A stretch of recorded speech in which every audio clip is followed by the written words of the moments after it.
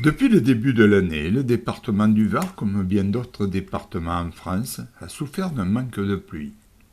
À cela s'ajoute une canicule exceptionnelle, laquelle augmente l'évaporation des eaux contenues dans les sols. Actuellement, des décisions de restriction d'eau sont imposées un peu partout dans le pays.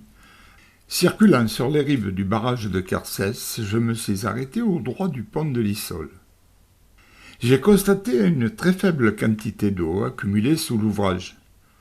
J'ai alors décidé de remonter à pied les berges de la rivière, et quelques 100 mètres plus loin, voilà ce que j'ai découvert. Un filet d'eau, jaillissant d'on ne sait où, s'écoulait lentement au milieu du lit de l'Issole, complètement à sec.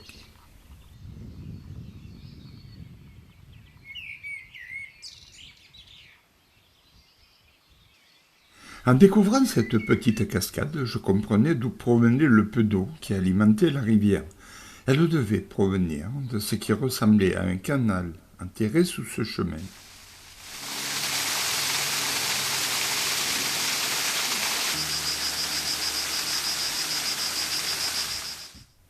Lorsque l'on observe attentivement les lieux, on découvre un milieu aquatique complètement bouleversé.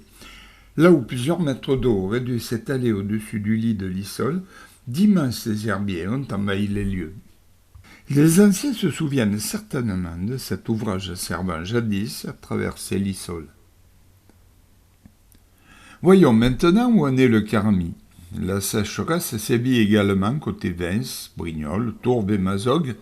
Son cours n'est pas encore asséché, mais son débit est très faible. On découvre également les vestiges de l'ancien pont enjambant le Carami. Il est situé juste à côté de la station de pompage, laquelle station alimente en eau une grande partie des villes de la côte varoise, et plus particulièrement Toulon. Elle est gérée par la société Veolia. Ces poissons filmés sous le pont de l'Issole nous prouvent que la vie aquatique existe toujours. J'espère voir bientôt la situation s'améliorer.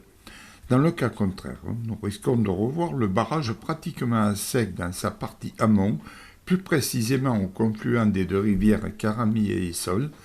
Ces images filmées en septembre 2020 en témoignent.